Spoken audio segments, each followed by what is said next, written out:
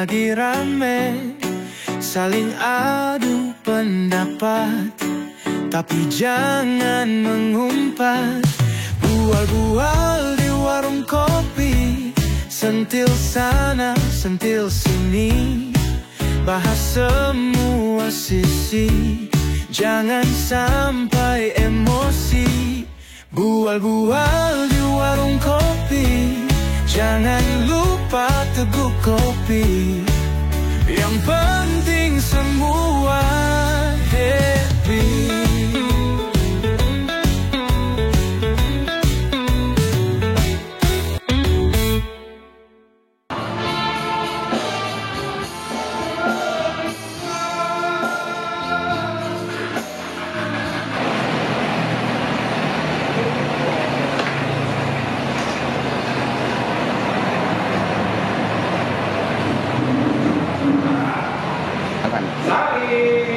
Kopi satu.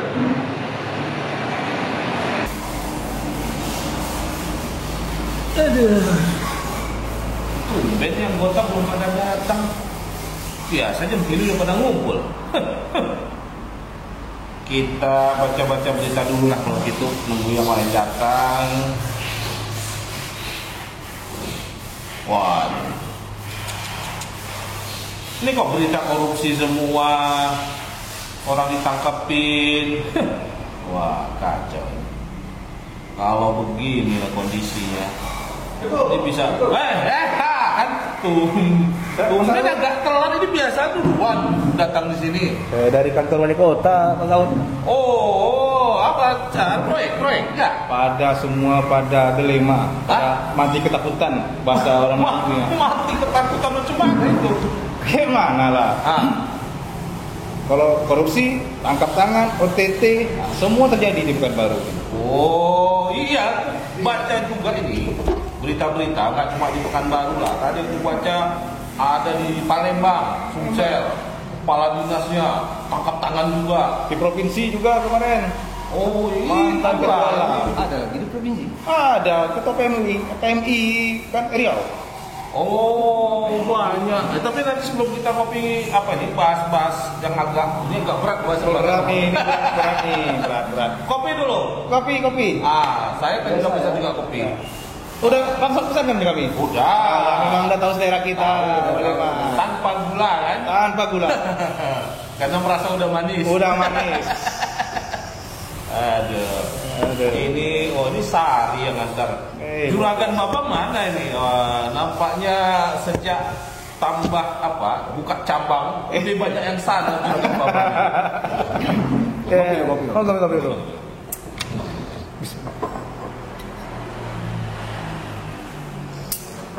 Jadi itu ya, banyak resah gitu ya. Resah, takut gitu. Takut ya. banyak yang mau mundur. Ini semalam baru mundur lagi. Oh, ada pejabat mundur. PLT Kadis DLHK mundur.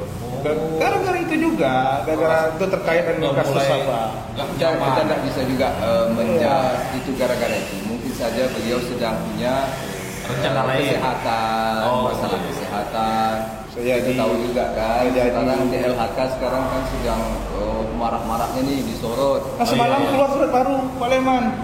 Pekanbaru darurat sampah, diteket oleh PJ Wali Kota. Oh iya, kita kemarin ngobrol-ngobrol soal sampah itu kan bergulir terus ya. Sampai macam-macam persoalan. Aduh, luar biasa. Jadi ya ini memang kalau kita bicara korupsi di Indonesia ini rasanya makin lama makin marak. Luar biasa. Padahal dulu waktu Presiden Jokowi baru naik, bukan main lah semangat kita berantas korupsi itu. Tapi ini kan begini, Pak. Dulu kan ada kita ingat satu masa dulu di Indonesia ini.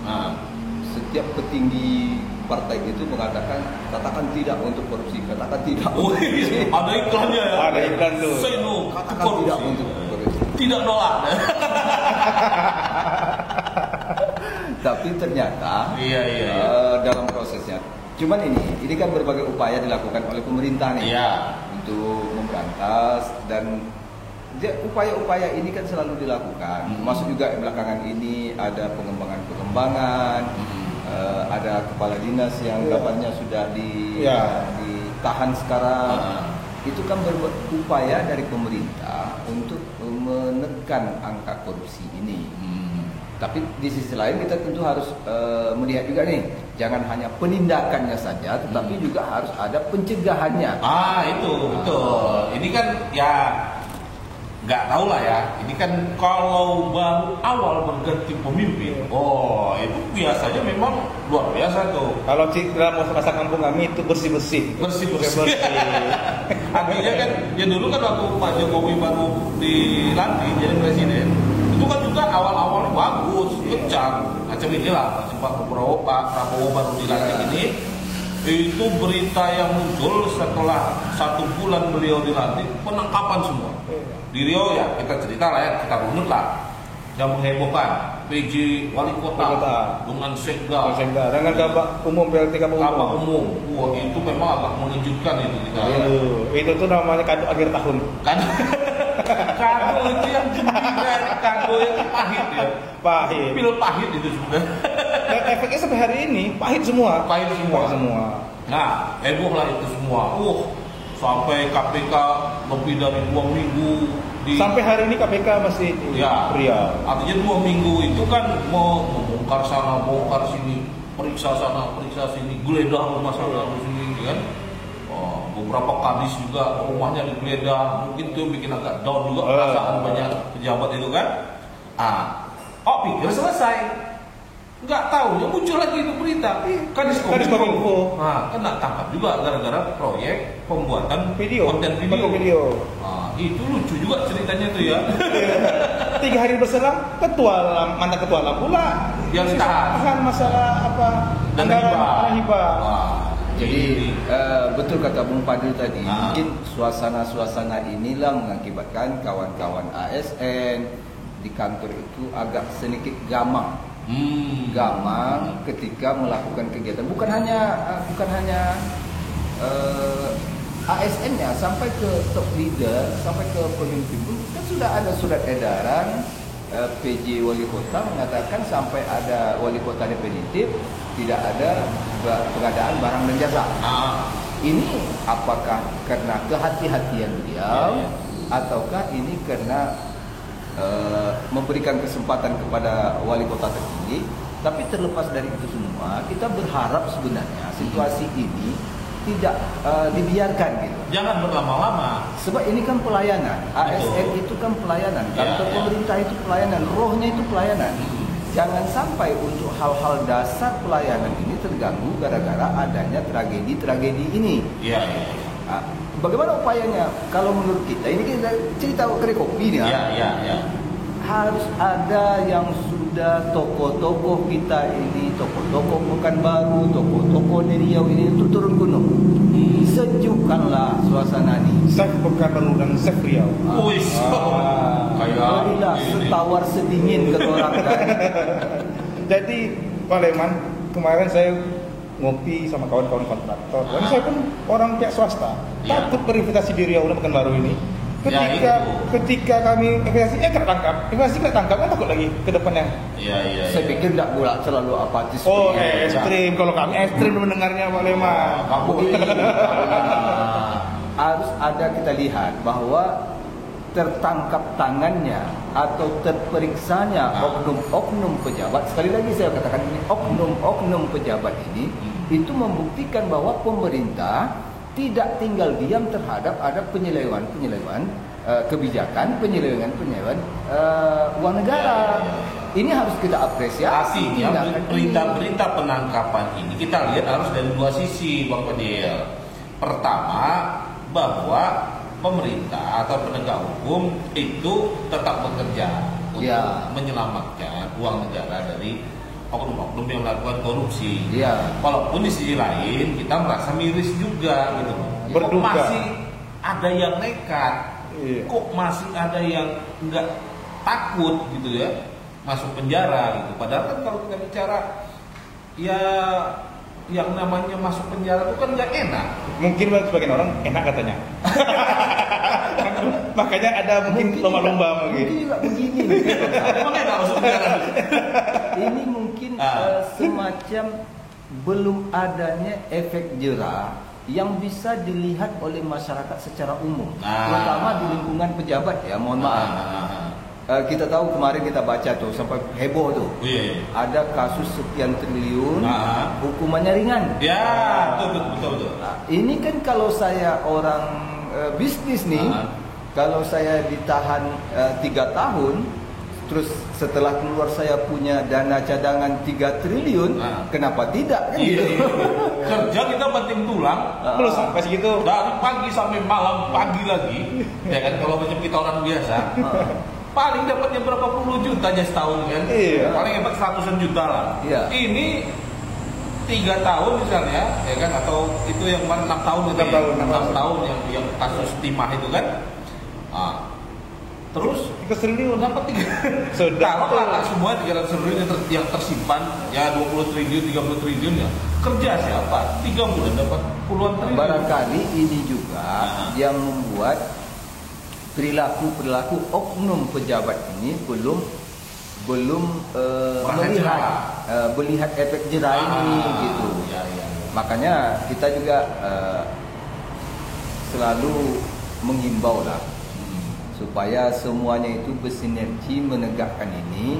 Dan untuk kasus Kominfo kemarin, kita tahu nih, itu kan dananya itu 1,2 miliar.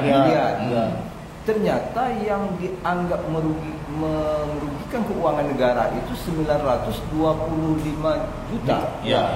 125 atau 925. 925. Artinya dari kegiatan yang 1,2 itu, ini kan yang diakui itu hanya sekitar 175 juta. 925 tidak diakui. Kalau dihitung Mas Saud, ini Bung Fadil ini kan kontraktor nih. Satu kegiatan itu pajaknya aja udah 10%. 10% itu kalau 1,2 kan 120. Tambah PPh-nya lagi. Berarti yang diakui bahwa betul-betul dilaksanakan hanya untuk bayar pajak. Luar biasa. Uang kerjanya tidak ada ya. Tidak ada. Dianggap tidak sah. Yang sah itu hanya pajak. Iya. Tapi mungkin oknum-oknum begini, oknum-oknum pejabat ini mereka punya beban biaya mungkin menjadi seorang pejabat itu, Pak Leman, Mas Saud. Ya, itu memang kalau kita lihat diskusi-diskusi lah di TV, para pakar, para akademisi itu kan melihat bahwa salah satu efek negatif dari pilkada langsung itu kan biayanya besar. Betul. Makanya kemarin di awal tahun itu sempat heboh soal rencana bahwa pemilihan kepala daerah itu tidak lagi lewat langsung masyarakat, DPRD. Walaupun ini pro kontra lah ini kan. Artinya gini, betul juga ada yang bilang gini, masa yang salah itu pejabat, yang salah itu politisi, kok rakyat pula yang dukung? Iya betul. Karena ya kan gitu. Ini kan pilkada langsung, ini kan demokrasi. Disitulah kesempatan rakyat untuk menentukan pilihannya langsung. Walaupun tadi itu pilihan itu dipengaruhi oleh uang. Kesempatan rakyat untuk merasakan pejabat. Itu akhirnya kan cuma itu jadi negatifnya. Harapannya justru hukuman yang diberikan masyarakat itu tidak memilih calon yang jelek tadi, yang bermasalah tadi. Tapi tetap kalah dia dengan rupiah tadi, ya kan? Karena kawan saya sebenarnya masyarakat itu tak salah. Mereka itu bukan tak sayang sama negara, tapi karena cinta dengan para pejuang. Sehingga kita ketika ditunjukkan gambar Pak Soekarno Hatta, akal-akalan aja itu kan? Iya betul juga. Itu enggak itu akal-akalan aja gitu kan? Tapi ya betul ya kan? Alasan itu kan bisa dicari, sama lah. Oh, korupsi itu karena gaji rendah kata dia kan? Enggak juga. Penelitian menunjukkan bahwa yang banyak korupsi itu yang gajinya besar. Benar.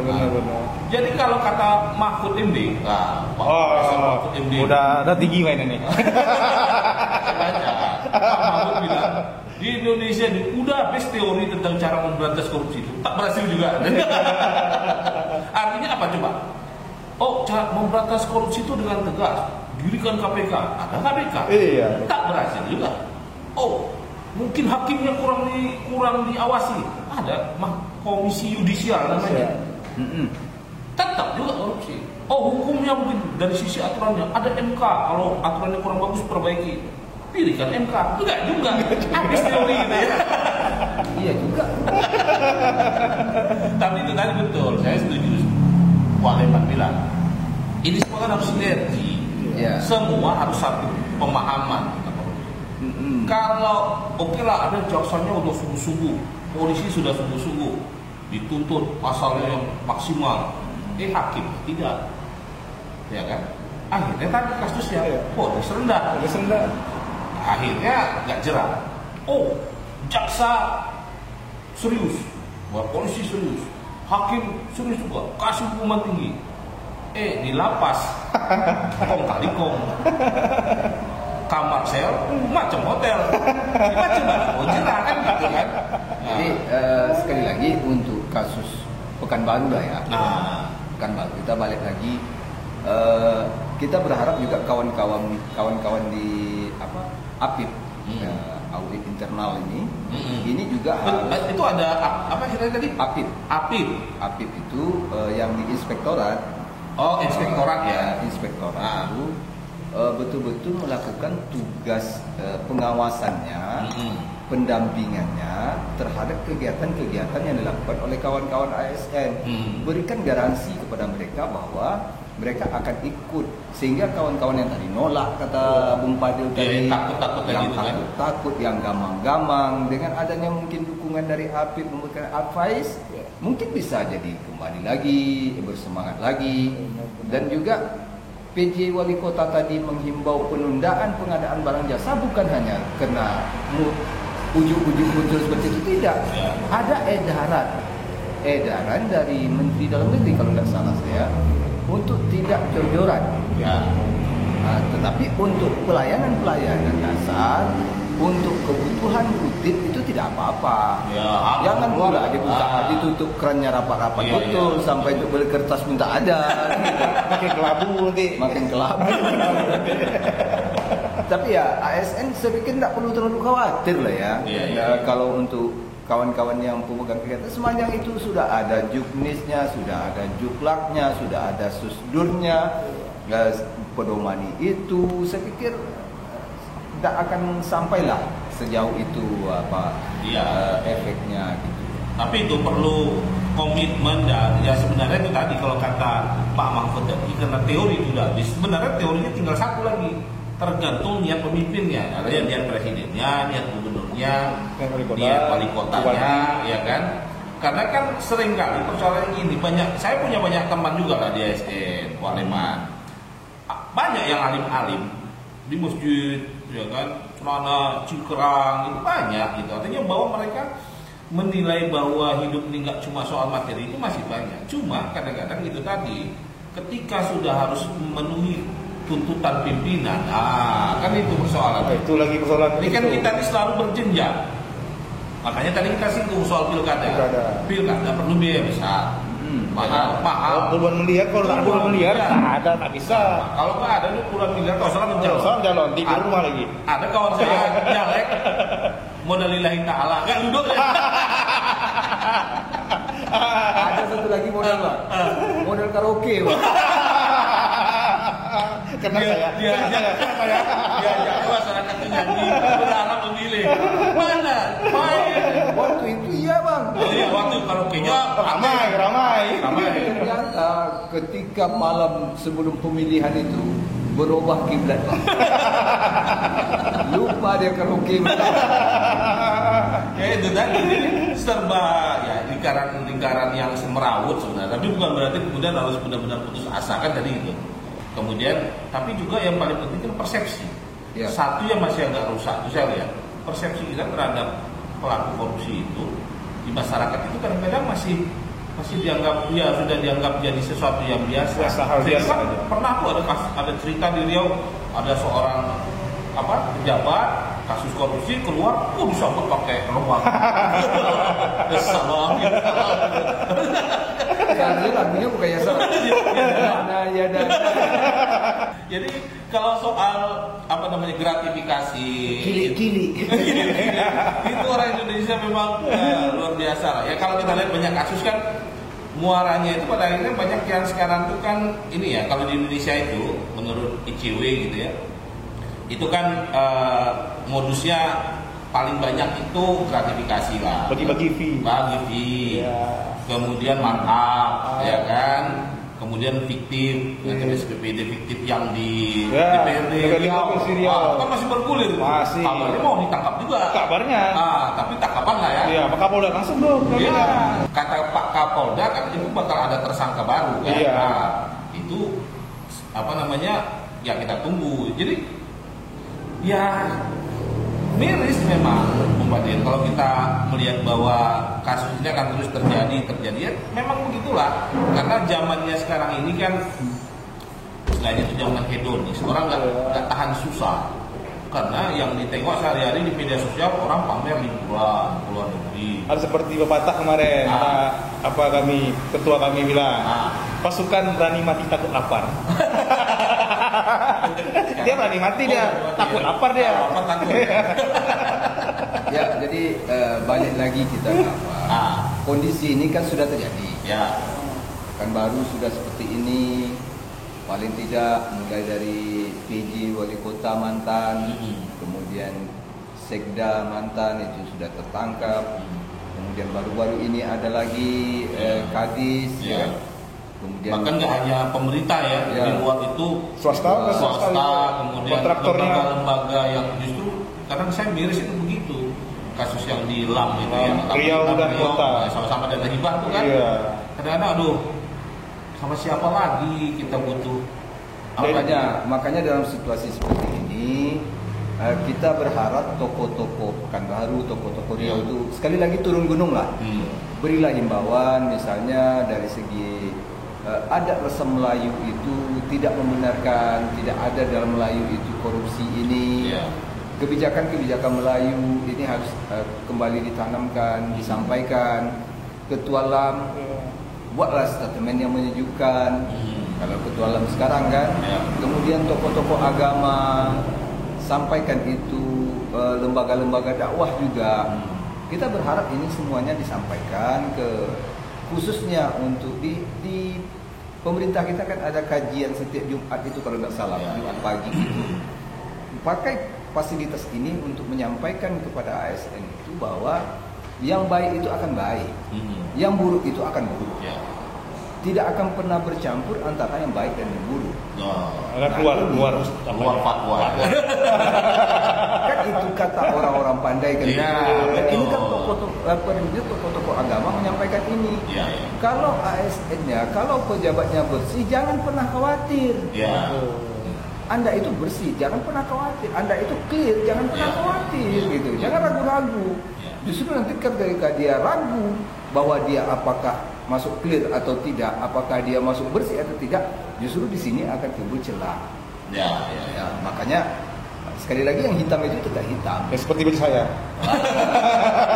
Yang penting tidak akan berubah jadi hitam ketika dia tidak putih. Gitu. Jadi artinya kalau kita merasa kita punya integritas, jangan takut ngambil tanggung jawab gitu. Karena memang betul ada juga yang bilang gini, mengapa kejahatan itu makin lama makin banyak, makin besar. Sebenarnya bukan karena orang jahat makin banyak sebenarnya, tapi karena orang-orang baik nggak mau ngambil peran. Kan gitu. Jadi kalau kita merasa kita baik, kita memang yakin gitu ya, terus kita nggak berani ngambil tanggung jawab macam inilah, saya banyak yang nggak mau jadi PPTK, kan, jadi kepala bidang dan segala macam, takut nanti tanggung jawab. Ya kalau dia memang tadi kita Waleman ini kalau dia bersih apa takut gitu kan, justru dialah diharapkan bisa mengurangi. Satu lagi budaya kita Melayu ini kayak nenek saya di Siak itu. Ketika ada suatu masalah dia bilang bio berdosa. Ini nggak bisa. Jadi kita sampai tampil gitu. Ada pendapat ulama dulu. Ada mengatakan ini hadis, tapi untuk amannya kita bilang pendapat ulama lah. Ketika kemungkaran itu dibiarkan berjalan di depan kita dan kita tidak ambil peduli, Maka lihatlah nanti pada suatu zaman di mana kemungkaran itu dianggap sebuah kemakrupan yang baik. Malah jadi kemakrupan, kebenaran dan kemakrupan itu dianggap sebuah kemungkaran. Ini sudah ada loh, Bang. Kejadian ini. Coba abang tengok. Kita coba ya. Apa yang akan dibuat image di brand ketika seorang laki-laki tambah bini, tambah istri? Ini Iya kan? Negatif kan? Iya. Padahal itu sah menurut agama. Iya. Tetapi apa yang dikatakan oleh masyarakat ketika dengar orang selingkuh? Biasa tuh. Yang makruf selingkuhnya biasa, padahal itu mungkar. Yang makruf dianggap sebuah kemungkaran, yang mungkar dianggap sebuah kemakrupan. Begitu juga mungkin nanti ketika kasus korupsi dimulai dari yang kecil-kecil mungkin ya, ketika tidak ada upaya saling mengingatkan, saling menjaga, saling mengawasi, mungkin juga nanti dianggap ini sebuah kebaikan. Ya kan? Maka di sini peran dari tokoh-tokoh agama, tokoh-tokoh adat, tokoh-tokoh budaya, orang-orang tua kita. Pekanbaru ini tak kekurangan orang bijak, Bang. Iya. Cuma malas tampil. Itu dia. Seolah-olah ini bukan urusannya. Iya. Ingat, kita ini dalam satu perahu, Bang. Ketika ada yang membocorkan perahu itu, kita di tengah laut, bukan hanya yang membocorkan itu yang tenggelam. Awak pun ikut selesai. Betul. Jadi betul, Pak Leman. Jadi bagaimana kepastian kan pihak pengusaha berinvestasi di Pekanbaru itu harus dijalankan. Jadi tokoh-tokoh masyarakat, penegak hukum, pemerintahan, berilah suatu kepastian, keamanan, kenyamanan bagi orang yang mau berinvestasi di Pekanbaru. Boleh saya memberikan kepastian nih? Jadi pendapatnya, bagaimana fatwanya, bagaimana kan kita masing-masing punya yang kata Pak Leman tadi bilang bahwa punya tokoh-tokoh adat, tokoh masyarakat. Sebenarnya itulah harapannya. Yang integrasi kata abang tadi kan, integrasi itu tak mungkin muncul begitu saja, Bang. Integrasi itu kan muncul karena pertama karena ada tanggung jawab, kemudian ada disiplin, iya kan, kemudian ada komitmen. Ketika ini bergabung muncullah dia yang dinamakan integrasi, integritas. Integritas itu kalau tak ada tanggung jawab, tak ada komitmen, tak ada disiplin, tak mungkin, Bang. Makanya tugas tokoh-tokoh tadi, mulai dari pejabat-pejabat senior kita di sini atau mantan-mantan pejabat itu bukan ini, tiga ini. Bagaimana mereka kawan-kawan kita ASN bisa disiplin, bagaimana dia bisa bertanggung jawab, bagaimana dia berkomitmen terhadap tugas yang dia kembalikan kepadanya. Ketika ini sudah ada, insya Allah lah Pekanbaru nih. Mudah-mudahan ini jalan untuk lebih baiknya Pekanbaru lah menyambut pemimpin baru. Besi itu, Bang, setelah ditempa, dipukul ribuan kali, baru dia menjadi senjata yang baik, Bang. Kalau nggak begitu nggak bagus deh. Tumpul ya. Jadi mungkin hikmahnya begitu ya. Jadi kita memang tersentak ketika pejabat terpaling tinggi di Pekanbaru, walaupun PJ namanya, tapi kan secara hukum dia diakui sebagai pemimpin kita. Sampai di sekdanya orang nomor 2 biasanya kan, sampai kena begitu. Itu kan sesuatu yang bagi kita ini. Ya mudah-mudahan saya pun ya risau juga gitu kan. Karena begitu ada kasus seperti ini, rambatan atau multiplier efeknya itu dirasa semua. Sekarang lah itu banyak yang ngeluh gara-gara PBD, ada yang tunda bayar segala macam, ada yang takut melaksanakan proyek segala macam. Padahal kan masyarakat kita itu sebagian besar ya hidup dari usaha yang bergulir akibat APBD kan gitu. Betul. Ada proyek pembangunan, di situ ada orang kerja, di situ orang buka rumah makan misalnya, jual es, ya kan? Di situ ada orang jual bahan bangunan, hidup semua, gitu kan? Jadi Bung Fadil jangan bawa lah kawan-kawan. Kasih tahu kawan-kawan lah. Tidak ada apa-apa tuh. Pasti ada pejabat yang tidak baik, oknum pejabat yang tidak baik, tapi tidak sedikit oknum pejabat kita yang memiliki integritas yang tinggi. Tapi jangan hanya simbol. Saya baca di media dari tahun 2020 sampai sekarang integritas, tapi tetap juga dijalankan. Itu sebagai upaya semua pihak. Ini kadang-kadang gini, orang nggak mau capek, nggak mau sulit sedikit. Nah, itu persoalan kita tuh. Mengapa kita juga kondisi seperti sekarang? Itu karena nggak mau repot, nggak mau ribet. Padahal sebenarnya mungkin hanya perlu usaha sedikit. Contoh lah, orang ngurus sesuatu. Sebenarnya kalau dia ngurus sendiri dengan benar-benar sesuai prosedur, ya selesai barang itu. Cuma mungkin dia malas, capek atau lama nunggu. Akhirnya kebiasaan kasih uang, kerjanya. Nah, ini lama-lama jadi budaya, jadi kebiasaan.